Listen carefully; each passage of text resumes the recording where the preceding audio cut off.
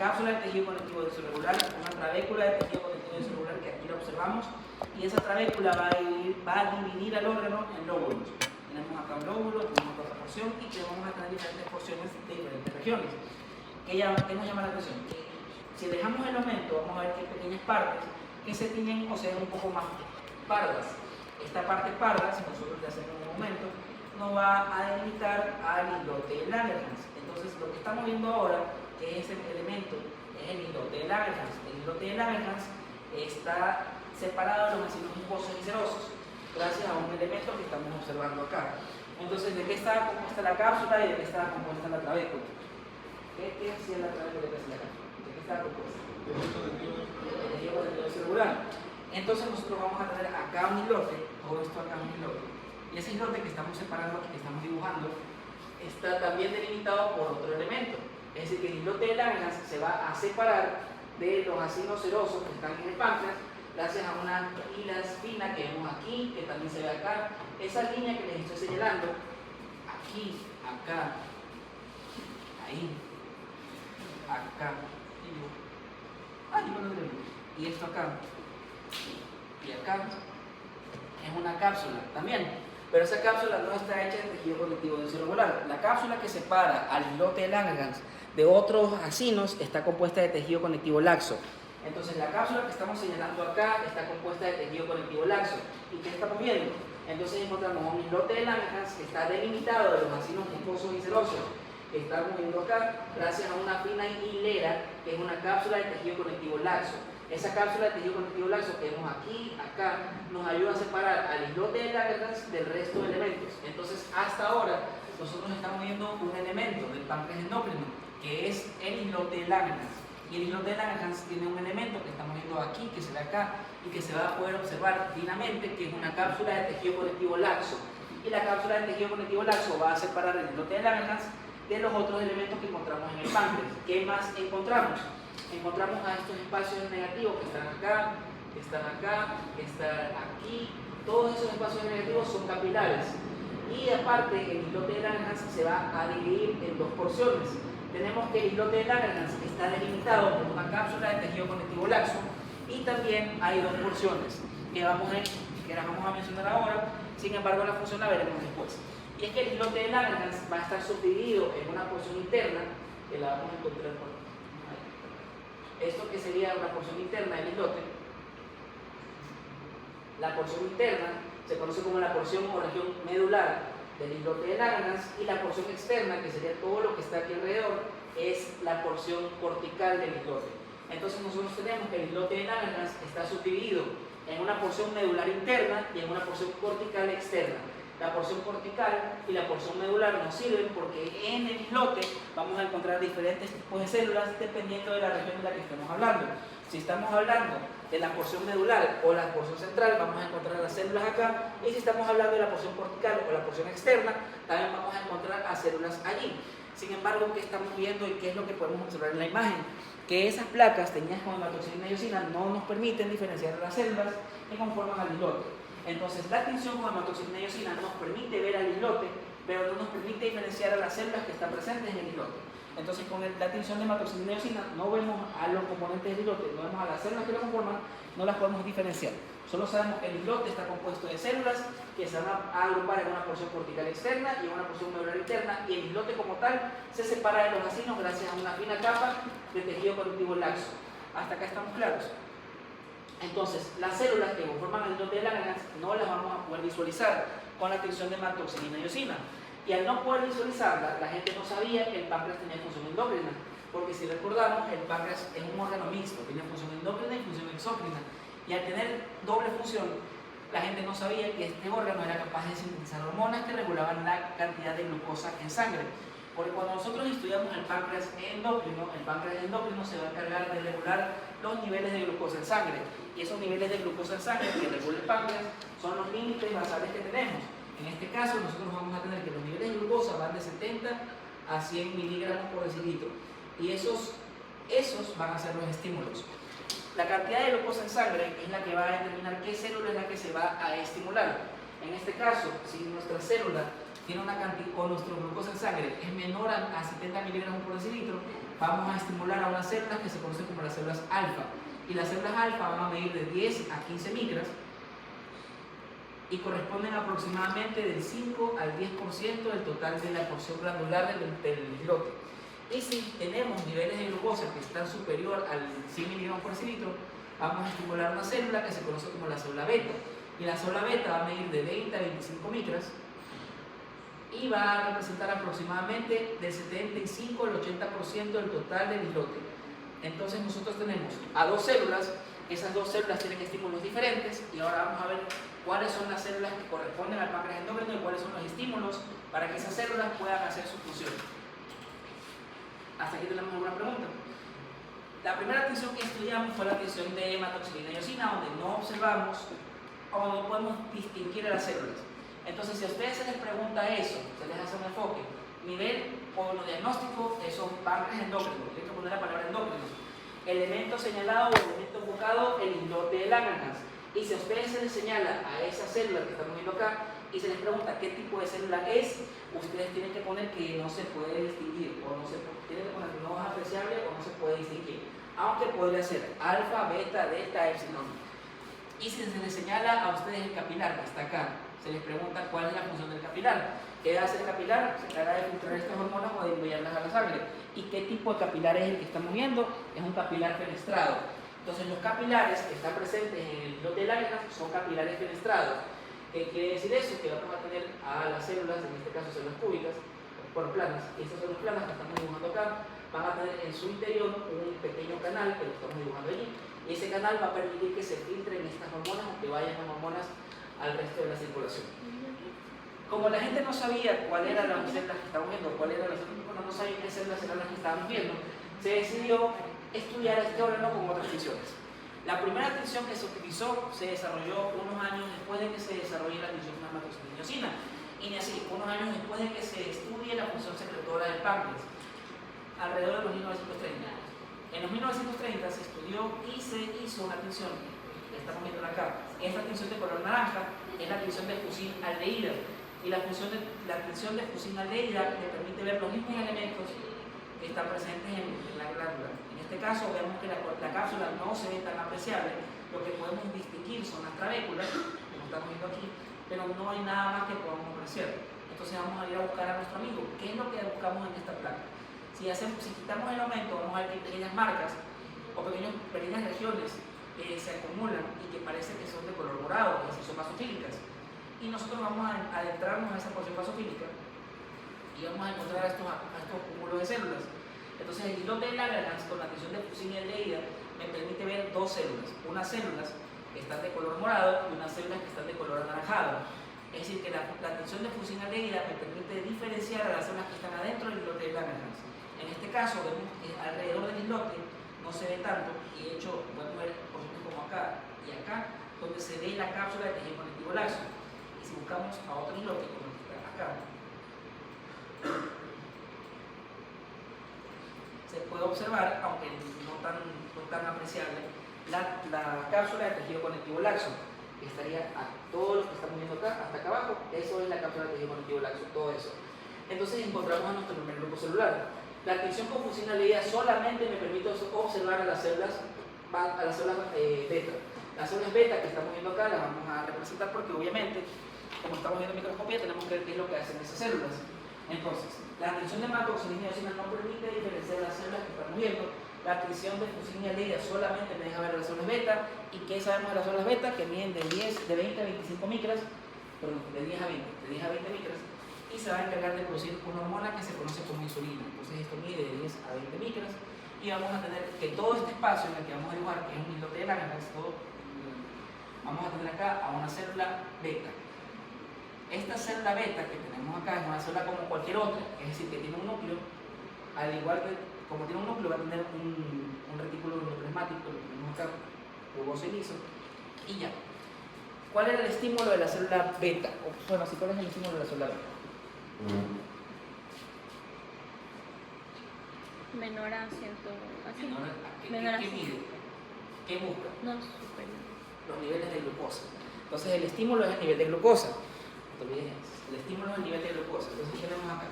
Que los niveles de glucosa tienen que ser superiores, es decir, la persona tiene que estar en hiperglicemia para que se active esta célula. Cuando entramos a hiperglicemia, cuando los niveles de glucosa son mayores a 100 miligramos por decilitro. Entonces, los niveles de glucosa son superiores. Por lo tanto, la glucosa va a poder entrar a esta célula del islote de Langerhans, que es una célula beta. Esa célula beta mide de 10 a 20, sí, ya sabemos eso, pero va a captar la cantidad de glucosa que está presente en esa célula. ¿Cómo lo hace? Nosotros vamos a tener un canal que lo vamos a tener de color naranja o rosado, que es este canal que está acá. Ese canal se conoce como un transportador de glucosa de tipo 2, un GLUT2. Entonces, si se les pregunta a ustedes, ¿qué tipo de proteína presenta la célula beta en su superficie? Un canal de GLUT tipo 2. ¿Qué hace el canal de GLUT tipo 2? El canal de GLUT tipo 2 es un canal independiente de insulina. Entonces, la glucosa que está presente en la circulación, que recordemos está hacia arriba, esa glucosa va a poder ingresar normalmente por ese canal de glucosa tipo 2, de GLUT tipo 2. ¿Qué pasa cuando la glucosa ingresa a la célula? Por sus clases de bioquímica del semestre anterior. ¿Qué pasa con la glucosa cuando ingresa a la célula? La glucosa cuando ingresa se transforma en glucosa 6-fosfato. Después de eso se transforma en piruvato. Y después de eso, ¿qué pasa? Entra a la mitocondria y se encarga de producir ATP en la cadena transportadora de electrones. ¿Cómo se conoce ese proceso? Glicólisis. Entonces, la glicólisis es cuando ingresa la glucosa a la célula. Entonces, hasta ahora tenemos dos preguntas. Diagnóstico. Páncreas endocrino.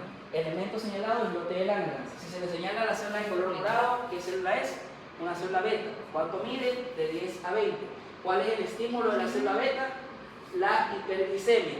¿Qué ocurre con la célula beta cuando hay hiperglicemia? ¿O qué ocurre con el elemento señalado cuando hay hiperglicemia? La glucosa ingresa a la célula. ¿Y qué ocurre una vez que la glucosa ingresa a la célula? La glicólisis. ¿Y por qué me sirve saber a mí que hay ATP ahí? Bueno, porque nosotros tenemos que en todas las células hay proteínas de membrana. Esas proteínas de membrana son canales dependientes de voltaje.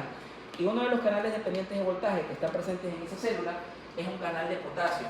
Ese canal de potasio es un canal que, como ustedes saben por fisiología, va a permitir que el potasio que está dentro de la célula eventualmente salga. Y esto va a mantener el potencial de membrana de reposo o el potencial de la célula. Pero ¿qué hace el ATP? El ATP, cuando su concentración aumenta debido al aumento de la glicólisis, ese ATP va a ir y va a tener un efecto en el que el canal de potasio se bloquea. Y si el canal de potasio se bloquea, ¿el potasio va a poder salir de la célula, sí o no? No. Si el potasio no sale de la célula, eso quiere decir que el potasio, en forma de cargas positivas, como estamos viendo acá, se va a acumular. Entonces el potasio hace que se acumulen cargas positivas adentro de la célula. ¿Por qué el potasio se acumula dentro de la célula? Porque los canales de potasio se bloquean y al bloquearse los canales de potasio, el potasio se mantiene dentro de la misma. Eso hace que la célula se despolarice de forma interna. Es decir, que la cantidad de glucosa que ingresa a la célula beta hace que la célula se despolarice de forma interna. ¿Y por qué me sirve a mí que se despolarice de forma interna? Porque cuando se despolariza, esa despolarización va a activar a otros canales que están en esa célula, que se conocen como canales de calcio. Entonces, ingresa la glucosa inicia la glicólisis. Cuando inicia la glicólisis aumenta la concentración de ATP y eso bloquea el canal de potasio, sí. Y después de eso se activa un canal, que vamos a ponerlo por acá, de color celeste, que no sé qué es el mismo color azul. Este de acá es un canal de calcio. Y cuando la célula se despolariza, el calcio que está afuera va a ingresar. ¿Y por qué me sirve que el calcio ingrese? Porque adentro de esa célula beta vamos a tener a una prehormona. Esa prehormona que tenemos adentro de la célula se conoce como la preinsulina. Y esa preinsulina o proinsulina. Esa preinsulina la vamos a tener acá. Es una proteína común y corriente, con su extremo carboxilo y su extremo amino. ¿Qué pasa con eso? Cuando se produce eso, la preinsulina va a sufrir cambios. Y esos cambios lo sufre para que el producto, que en este caso es esta preinsulina, pueda ser empaquetada en vesículas. Entonces ingresa la glucosa, aumenta la cantidad de ATP, el ATP bloquea la repolarización de la célula, se despolariza, ingresa el calcio.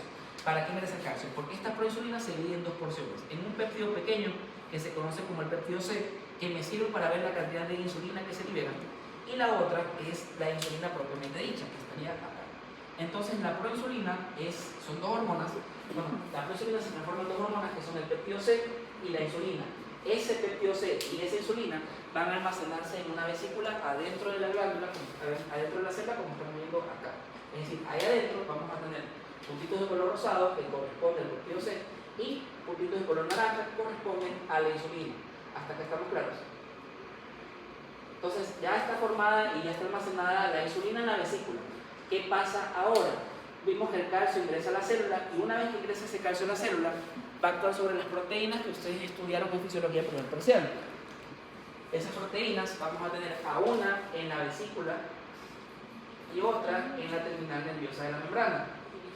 Esas proteínas son las proteínas SNER y tenemos una SNER tipo B que está en la vesícula y una SNER tipo T que está en la terminal.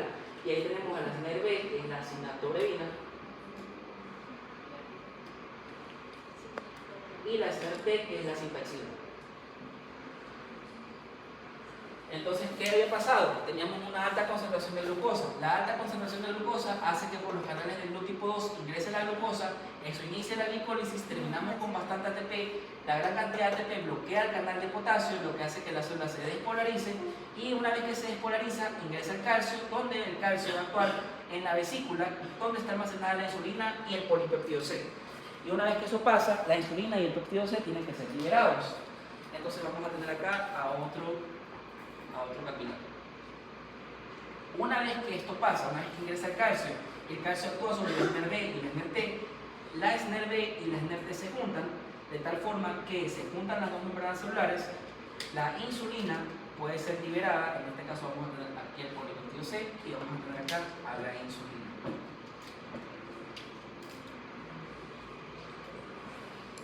Hasta acá estamos claros. Una vez que eso ocurre, la insulina y el polipéptido C son liberados. La insulina tiene su efecto hipoglicemiante y el polipéptido C te ayuda a medir los niveles de insulina que se liberan. Hasta acá estamos claros. Entonces, diagnóstico, páncreas endocrino, tinción de fusinaldehída, elemento señalado. Si le señalo la célula morada, célula beta. ¿Cuánto mide? De 10 a 20. Y se les puede preguntar, ¿cuál es el estímulo de la célula beta? Recordemos que hay hipoglicemia. ¿Cuál es el canal que se activa cuando hay hipoglicemia? El canal del tipo 2.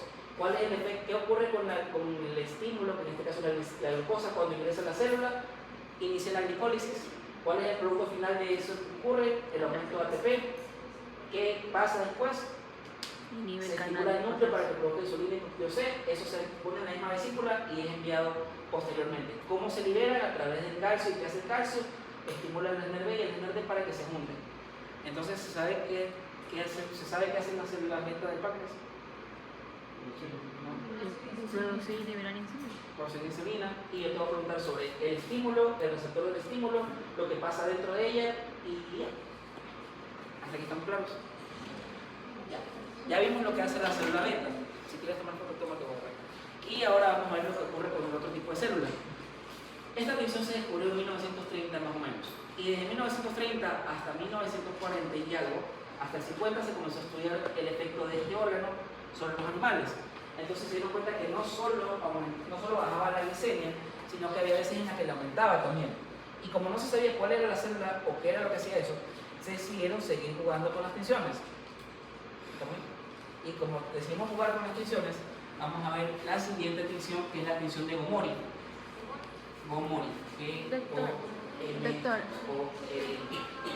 Doctor, una pregunta. ¿En el diagnóstico también? ¿En el diagnóstico también hay que poner la atención? Sí, en el diagnóstico tienes que poner la atención porque te va a preguntar. No, en el diagnóstico no tienen que poner la atención. No. Si yo les pregunto la atención, tienes que poner la atención. Pero si no, no. Entonces, sí hay que- Por eso es que son dos preguntas. Diagnóstico, que en este caso es páncreas, endocrino, y la tensión, porque estamos viendo más una tensión. Recuerden que en la otra que podemos preguntar tensión es en la de hipófisis. Ajá. ¿Cuál es la tensión que vamos a ver? La tensión de Gomori. Gamora. G-O-M-O-R-I. Gomori. ¿Y qué pasa con Gomori? Para 1950, para la década de los 50, la gente ya sabía que existe el páncreas, ya sabía que existía la insulina, ya sabían que algo es el páncreas con la regulación de la glucosa. Sin embargo, no sabían cómo el páncreas actuaba cuando había hipoglicemia. Y es por eso que estudiamos a esta tensión de acá. En 1950, un húngaro que se llamaba Gomori, decidió hacer otra adquisición. Y vemos lo mismo. ¿Qué vemos para la adquisición de Gomori? Vemos que igual hay una cápsula que casi no se ve, la trabécula que casi no se ve, pero vemos que los espacios pardos todavía se observan, como estamos viendo acá. Y con la adquisición de Gomori podemos ver un islote, en este caso este islote tiene forma de corazón y lo es bonito. Y este islote nos sirve para ver lo siguiente, porque con la adquisición de Gomori vemos dos tipos de células en el islote de Langerhans. Vemos una célula morada o basofílica y una célula rosada o acidófila. Y es así como tenemos a las dos células. Las células que están en mayor volumen, que están más en la porción medular, son las células beta. Entonces las células de color morado son las células beta y las células de color rosado o acidófilas son las células alfa. Y vemos lo mismo.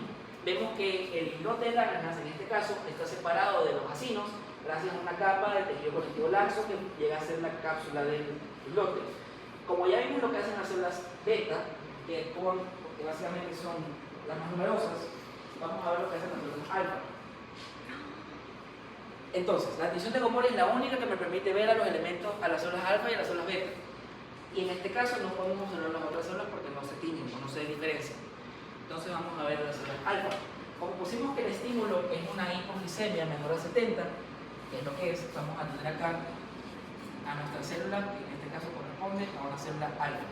Esto que estamos viendo acá es una célula alfa, por eso está de color verde. Y la célula alfa medía de 10 a 15 micras y correspondía aproximadamente al 5 o el 10% del total de las células que forman el islote. Entonces, esto es una célula alfa. ¿Cuál era el estímulo de las células beta? Hiperglicemia. La hiperglicemia. Entonces, el estímulo de la célula alfa, ¿cuál va a ser o cuál sería? La hipoglicemia. La hipoglicemia. Entonces, cuando una persona alcanza los niveles bajos de glicemia, en este caso la glucosa está por debajo de 70, esta célula alfa va a actuar. Recordemos que tener hipoglicemia no significa que tenga síntomas de hipoglicemia. La persona que desarrolla sintomatología de hipoglicemia es la persona que tiene una glicemia menor a 50. Entonces, para que tengas manifestaciones de hipoglicemia, mareo, sudoración, vértigo, síncope, todo eso ocurre cuando la persona tiene menos de 50 miligramos por decilitro de glucosa. Desde menos de 50 es cuando pueden tener sintomatología. Eso sí le vamos a preguntar de aquí a medicina interna cuando estén en el hospital. Ahora, volviendo acá. ¿Cuál era el receptor que estaba presente en la célula beta? El LUT2. ¿La Acá LUT4? nosotros vamos a tener, no, No, mira, eso LUT1. está, el LUT4 está en el tejido adiposo. Ay, ok. Ese mecanismo es bien estrambótico.